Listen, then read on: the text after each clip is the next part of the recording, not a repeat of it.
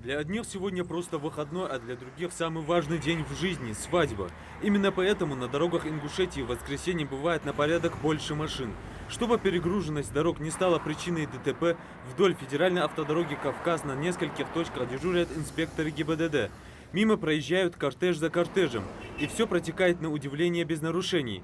А все дело в том, что они только едут за невестой. Безумие, как правило, начинается на обратном пути. Возвращаясь, некоторые родственники молодоженов останавливаются у мемориала памяти и славы для раздачи угощений.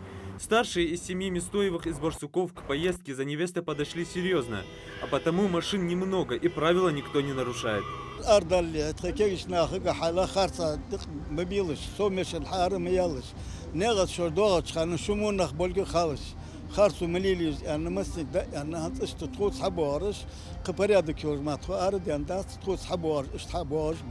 Но, к сожалению, таких ответственных на дорогах мало, потому очень часто поездка за невестой превращается в беспредельные гонки.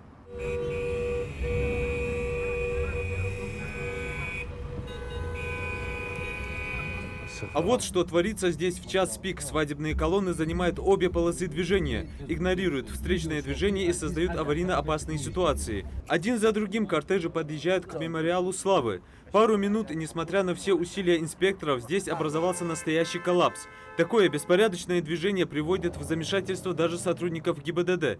Еще одно распространенное и грубое нарушение. Операторы, снимающие свадебную процессию, садятся прямо на окна движущегося авто.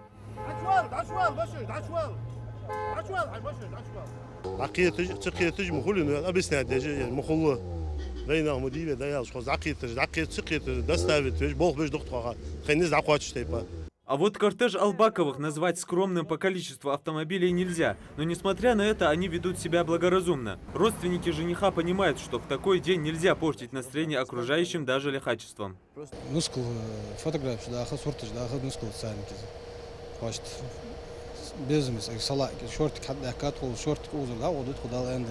Здесь же большинство из празднующих устраивают и лезгинку. Весело проводить время на свадьбе никто не запрещает, но при этом не стоит пренебрегать законом и просто человеческими ценностями.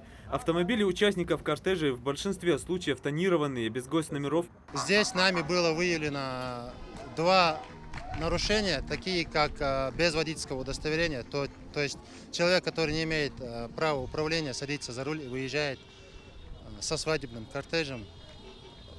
Было составлено 2 административных материала в отношении этих людей и без госномерных знаков. В ходе рейда инспекторы выявляют нарушения и других водителей. Выезд на встречную полосу движения, превышение скорости. Всем лихачам и нарушителям выписаны соответствующие протоколы. Подобные рейды будут проводиться каждое воскресенье на всех опасных участках дороги. Юсуп Гилисханов, Адам Долгиев, Новости 24.